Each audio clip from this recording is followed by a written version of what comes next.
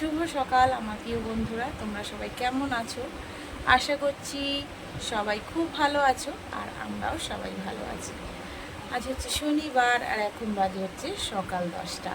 আমাদের সবাইকে সাথে নিয়ে আজকে আরেকটি নতুন ব্লগ আমি স্টার্ট করছি। সকালে উঠে স্নান টান দেখো হয়েই গেছে, আর এদিকে দেখো চাটা নিয়েও বসে গেছি। এখনও কিন্তু আমি চাটা খাইনি। ভাবলাম একটু আমার বন্ধুদের সাথে একটু কথা বলি। আর দুদিন যাবৎ একদমই ভালো করে তোমাদের সাথে কথা বলতেই পারছি না। আর সত্যি জানো তো, তোমাদের সাথে যদি কথা না বলতে পারি না, একদমই ভালো লাগে না। তা আজকে ভাবলাম না, সকাল সকালে একদম গরম গরম চায়ের সাথে তোমাদের সাথে কথা বলি। আর একটু পরেই তো যা অজস্র গরম পড়ে যাবে।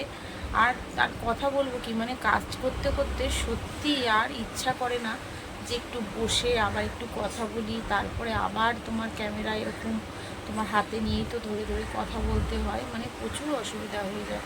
তারপর সকাল থেকে তো কম কাজ থাকে না। দেখো এখন স্নান করে এসছে ঠিকই, কিন্তু স্নান করার আগেও কিন্তু অনেক কাজ করেছি, কিন্তু সেগুলি তো তোমাদের সঙ্গে শেয়ার করতেই পারিনি, কারণ একটু তাড়াহুড়া ছিল। আজকে একটু লেটে উঠেছিলাম, তা ভাবলাম আর এখন যদি ক্যামেরা নিয়ে তোমাদের শেয়ার করতে যাই তাহলে অনেকটা দেরি হয়ে যাবে, তাই আর করতে পারিনি।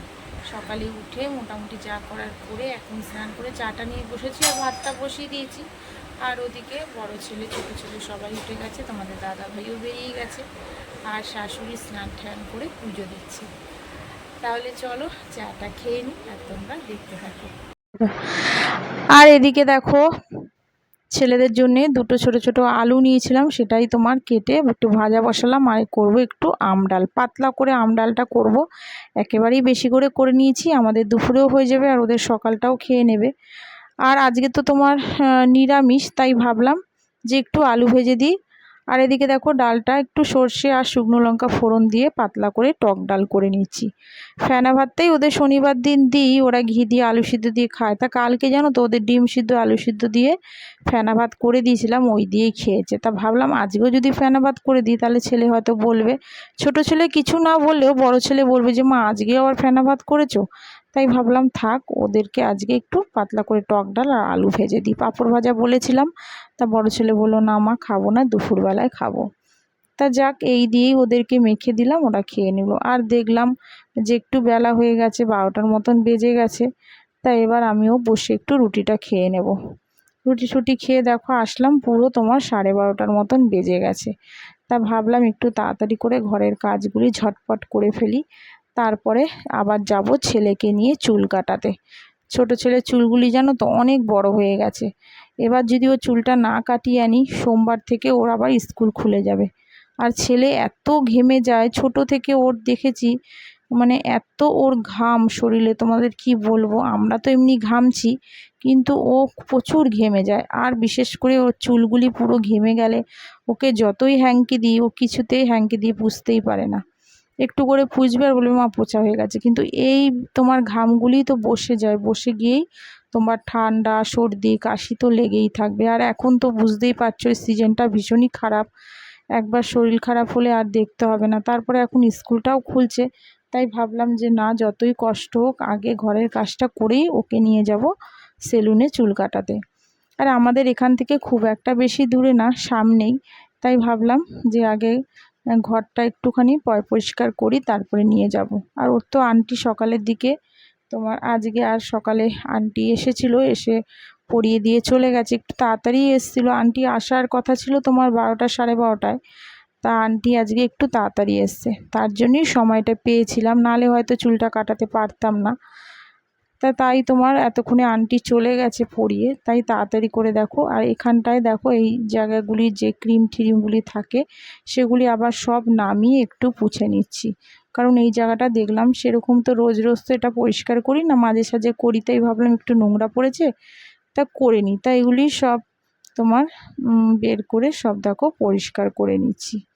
আর এখানে তোমার অজস্র জিনিস থাকে, সেগুলো হয়তো তোমরা দূর থেকে ক্যামেরা দেখতে পাচ্ছ না। ফেস ওয়াশ থেকে শুরু করে আমার ক্রিম, রাতের নাইট ক্রিম, তারপর সানস্ক্রিন, ছেলেদের একটু দু একটা ওষুধ, তারপরে কিছু ব্যথা বুতার মলম, অনেক জিনিস তোমার এই জায়গাগুলিতে আমি রাখি। তারপর ছেলেদের সেন্ট থাকে, তোমাদের দাদাভাইও সেন্ট থাকে, এগুলি সব এইগুলিতেই রেখে দিই, খাপগুলিতে। আর এদিকে তোমার আয়নাটাও দেখো ড্রেসিং টেবিলে মুছে নিচ্ছি। মুছে এবার সব জায়গার জিনিস আবার সব জায়গায় গুছিয়ে নিয়ে নিচ্ছি। আর বেডটা তো আগেই ক্লিন করে নিয়েছি। আর মোটামুটি তোমার ডালটাও হয়ে গেছে, একটু আলু ভাজাও রয়েছে। তা বেশি কিছু অত করব না, আজকে নিরামিষ। তাই ভাবলাম আগে চুলটা কাটিয়ে আনি, তারপরে তোমার রান্নাতে ঢুকবো। এদিকে টিভিটা দেখো একটু মুছে নিচ্ছি। আর এদিকে দেখো চেয়ারে কোথায় উঠেছি। আমাকে বড় ছেলে বলছে, মা তুমি এরকমভাবে চেয়ারে ওঠো, পড়ে গেলে কি হবে। কিন্তু দেখো যদি চেয়ারটা না উঠি তাহলে তো আমার হাতও যাবে না যে আমি খুঁজবো। তাই আস্তে ধীরে উঠেই কিন্তু সব পরিষ্কার করতে হয়। আর সংসারে বলো আমাদেরই তো করতে হবে, তাই না। আর তোমাদের দাদা ভাইয়ের অত সময়ও হয় না। আর সত্যি বলতে ছেলেরা তো এসব পোছাপুছির কাজ তো করে না। সব ছেলেদের কথা বলবো না, কিছু কিছু ছেলেকে আমি দেখেছি ঘর ঠরগুলি একটু হেল্প করে, মানে বউদের একটু সাহায্য করে। কিন্তু তোমাদের দাদা ভাই এই সমস্ত দিকে একদমই নেই। পরিষ্কার করে নিয়েছি। আর এখন তোমার 1:15 মতন বাজে দেখো। আর এদিকে তোমার যে কটা জামা কাপড় ছিল সেগুলিও গুছিয়ে নিয়েছি। আর ওদিকে বড় ছিল তোমার পড়তে বসেছে, কিছু কাজ দিয়েছে ও কোচিংয়ে আজকে আছে, কোচিং 7টা থেকে তা পড়তে যাবে, সেগুলি নিয়ে একটু বসেছে। সকালের দিকে একটু বসেছিল, তারপরে উঠে পড়েছে। আর এখন আবার একটু নিয়ে বসেছে। আর ছোটো ছেলের এই মাত্র আন্টি পড়িয়ে গেল, তা ওকে ভাবছি একটু চুলটা কাটিয়ে আনবো, কারণ তোমার মানডে থেকে ওর স্কুল রয়েছে। আর এখন তো যা গরম পড়েছে, প্রচুর পরিমাণে সবারই গরম হচ্ছে। আর ওর তো মানে ভীষণ মানে ঘাম হয়, জানো তো, এত ঘাম হয়। আর ঘামগুলি তো একটুও খুঁজবে না, এই করে ঠান্ডাটাও লাগছে। তা ভাবছি চুলগুলি আজকে কাটিয়ে আনি, কারণ মানডে থেকে স্কুল এলে এখন প্রতিদিনই তোমার স্কুল চলবে, তো চুলটা আর কাটাতেই পারবো না। তাই ভাবলাম আজকে একটু নিয়ে যাই। ঘরের কাজ মোটামুটি তো কমপ্লিট হয়ে গেল। আর তোমার ওইদিকে তো তোমার একটু ডাল আলু ভাজা হয়ে গেছে, ভাতটাও রেডি আছে।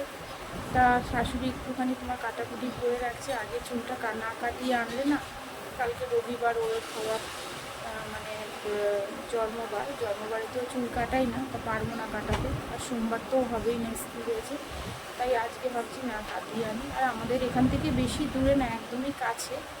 তাই এখন আবার ওকে চুল কাটাতে নিয়ে যাবো, তারপরে এসে রান্না করবো। আর ঘরের কাজ তো মোটামুটি কমপ্লিট হয়েই রয়েছে, শুধু 2-1টা কাঁচা রয়েছে। আর ঘরটা করে নিলাম, ডাইনিংটা একটু বাকি রয়েছে, ওটাও হয়ে যাবে। আগে যাই, ওকে আগে তোমার চুলটা কাটিয়ে আনি, তারপরে রান্নাবান্না করবো। তাহলে চলো তোমরা দেখতে থাকো আর আমার সাথে থাকো।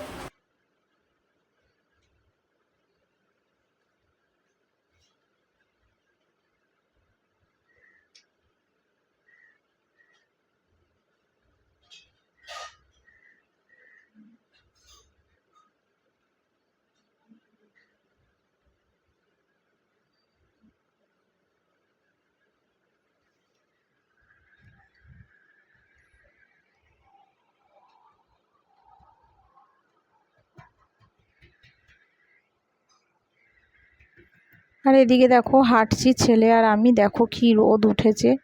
ছাতাটা নিয়ে এসি, একদম সামনেই দেখছো এই বাইকগুলি পরপর দাঁড়িয়ে আছে, ওখানেই দোকান আমাদের, মানে বাড়ি থেকে বেশিটা দূরে না। আর দেখো ছেলেকে বসিয়ে দিয়েছি, ওকে চুল কাটবে। এই দাদাটার কাছেই আসি, মাঝে সাঝে আসি, এর পাশে আরেকটা সেলুন আছে, ওখানেও কাটাই। তাই এই দোকানটা দেখলাম ফাঁকা ছিল, তাই বললাম যে তাহলে এখানে বসে পড়। আর দেখো চুলটাও কাটছে। বাচ্চাটাকে বলেছে আগে তুই একটুখানি মানে যেগুলি বড় হয়েছে সেগুলি ছেটে দে, তারপরে ওই দাদাটা কেটে দিয়েছিল। আর এদিকে দেখো চুল টুল কেটে এসে তারপর ছেলেকে একদম সাবান টাবান দিয়ে ভালো করে স্নান করিয়ে জামা টামা পরিয়ে ও বসিয়ে দিয়েছি, ঘরে বসে আছে। আর এদিকে আমি চলে এলাম, শাশুড়ি দেখো নিরামিষ আজকে একটা তরকারি করব, সব তরকারি কেটে রেখেছে, বেগুন, তারপরে তোমার বাঁধাকপি, অনেক রকম মানে সবজি, আলু ঠালু কুমড়ো সব দিয়ে তরকারিটা বসিয়ে দিলাম। আর এদিকে দেখো নিয়েছি একটু পাট শাকের বড়া ভাজবো। পরশু দিনকার তোমাদের দাদাভাই 2 রকমের শাক এনেছিল, তোমাদের দেখিয়েছিলাম, কলমি শাক আর পাট শাক। পাট শাকটা তোমার কেমন হয়ে গেছিলো, তার যেইটুখানি বেছে বুঝে ভাবলাম ফেলে দেবো কেন, নষ্ট হবে, তাই ভাবলাম একটু পাট শাকের বড়া করে নিই। আমার মতন আর একটু শাশুড়ি যদি খায় শাশুড়ির মতন হয়ে যাবে, তাই সেইটাই দেখো একটুখানি মেখে নিচ্ছি। আর সাইডে আবার দেখো একটু চালের গুঁড়ো রেখেছি, ওটা আবার একটু অল্প করে বাঁধাকপির বড়া ভাজবো বড় ছেলের জন্যে। আর দেখো এই কটাই হয়েছে পাট শাকের বড়া। আর এই পাট শাকের বড়া কিন্তু কেউ খায় না, কিন্তু যখন তোমার গরম গরম ভাজলাম না বন্ধুরা, তখন একদম তোমার 2 কি 3টে আমার কৌটোর মানে যেটার মধ্যে রেখেছিলাম কন্টেনারটার মধ্যে ওই 2-3টে পড়ে আছে। আর দুই ভাই পুরো খেয়ে নিয়েছে। রান্না বান্না হয়ে গেল, এই সবে রান্না শেষ হলো। আর কাঁচা কাঁচাও সব এসে কেচে নিচ্ছি, ছেলেকে তোমার চুল কাটিয়ে আবার ওকে শ্যাম্পু দিয়ে স্নান করালাম, করিয়ে তারপর রান্নায় ঢুকে পড়েছিলাম। আর এই দেখো রান্না সব কমপ্লিট হয়ে গেছে। ছেলে ভাত মেখেছি, ও একটু পরেই বেরিয়ে যাবে আঁকার ক্লাসে, ও দাদা নিয়ে যাবে। আজ শনিবার আঁকার ক্লাস রয়েছে, তাই ওকে একটু তাড়াতাড়ি করে খাইয়ে দেবো। এই রান্না সবই কমপ্লিট হলো। কী কী রান্না করেছি সেগুলি তোমাদের সঙ্গে শেয়ার করে নিচ্ছি একেবারে। দেখো তাহলে এটা দেখো, এটা হচ্ছে পাঁপড়। দেখো পাঁপড় ভেজেছি। শনিবার দিন একটু ডালের সাথে পাঁপড় না হলে তো ভালো লাগে না বলো। আর এদিকে দেখো এটা হচ্ছে টক ডাল, যেটা তোমার সকালের দিকটায় করেছিলাম, ওরাও তোমার খেয়েছিল। আর এটা হচ্ছে তোমার পাঁচমিশালি তরকারি এটা। আর এটা হচ্ছে তোমার উচ্ছে ভাজা, আর একটু আলু ভেজেছিলাম সকালের দিকে, একটুখানি রয়ে গেছে। আর এটা হচ্ছে তোমার 2 রকমের দেখো বড়া, একটা হচ্ছে পাট পাতার বড়া আর একটা হচ্ছে বাঁধাকপির বড়া। এটা নিলাম পাট পাতার বড়া, হ্যাঁ পাট পাতার বড়া তোমার করেছিলাম, আমাদের জন্যই করেছিলাম। ছেলে তো অত ভালো খায় না, এবার যেই দেখেছে পাট পাতা বড়া ভাজি, এবার বাঁধাকপি বড়াটা দেখেনি, তবে তোমার ভালো হবে, ও ভেবেছে বোধহয় তেতো, তাই বললাম না খেয়ে দেখ। যেই খেয়েছে বলে বাহ খুব সুন্দর তো, বলে 3-4টে ব্যাস খাওয়া হয়ে গেল, ছোটো ছেলেরও তাই। আর বাঁধাকপির বড়াটা পরে দেখেছে, বলতে বেশ ভালো হয়েছে। তোমার পাট শাকের বড়া ঠড়া ওরা খুব একটা খায় না, আমি খাই, একটু শাশুড়ি অল্প খায়, বেশি খায় না, তোমাদের দাদা হয়তো খেতেই চায় না। হ্যাঁ তাই চলো এখন ওদেরকে খেতে দিয়ে দিই।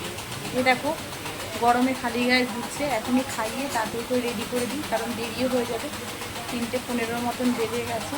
তাহলে চলো এবার খাই দিই। আজকে এই রান্না করেছি, আর বেশি কিছু করিনি। আর একটু শাশুড়ি আলাদা করে ডাল করেছিল, সেটা তোমাদের সঙ্গে শেয়ার করা হলো না। এই দেখো এটা আবার শাশুড়ি আলাদা ডাল করেছিল। উনি হচ্ছে অরড় ডাল খায় না, তাই মটর ডাল। আবার আমার যেদিনকার আমি অরড় ডাল তো আমি সবসময় করি না, যখন করি তখন আবার উনি আমার মটর ডালটা একটু আলাদা অল্প করে দেয়। তাহলে চলো তোমরা দেখতে থাকো। তো চলো এবারে এটা হচ্ছে বিকেলের দিকটা, করে নিচ্ছি একটু চা। আর এদিকে তোমার বসিয়ে দিয়েছি একটু তোমার ডালগুলি, 2 রকমের ডাল ছিল, সেই ডালটা আবার সিদ্ধ বসিয়ে দিয়েছিলাম। চাটা করে তারপরে দেখো ঘরে চলে এসেছিলাম, ঘরে এসে বসে খাচ্ছি, কারণ কিচেনে তো প্রচণ্ড গরম, তাই ঘরে বসে বসে একটু টিভি দেখছি আর খাচ্ছি। এতক্ষণে যারা আমার ব্লগটা দেখছো তোমাদের সবাইকে বলছি, প্লিজ তোমরা একটা আমার চ্যানেলে সাবস্ক্রাইব করে আমার পাশে থেকো, আমাকে একটু এগিয়ে নিয়ে যেতে সাহায্য করো।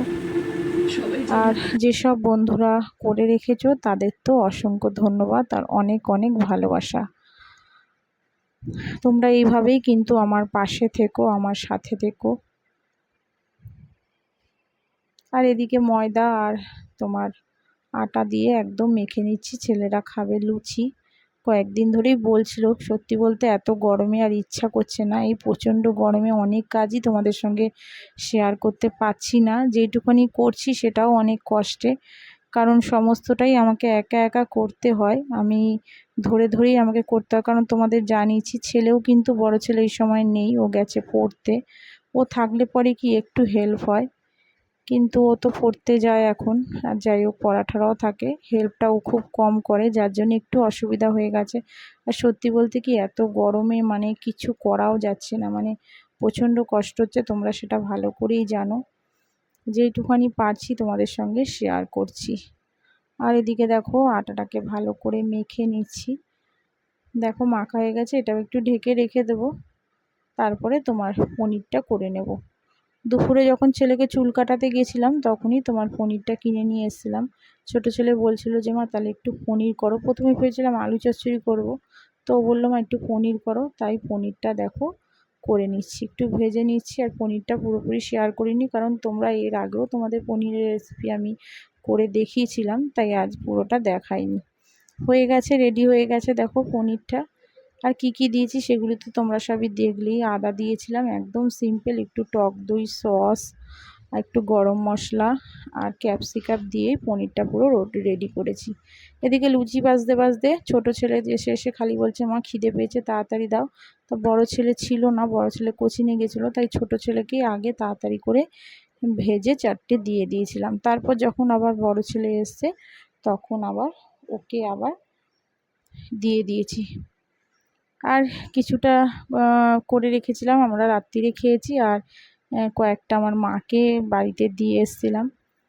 তাহলে চলো বন্ধুরা, আজকের মতন ব্লগটা এখানেই শেষ করছি। তোমরা সবাই ভালো থেকো, সুস্থ থেকো, সাবধানে থেকো এই গরমে।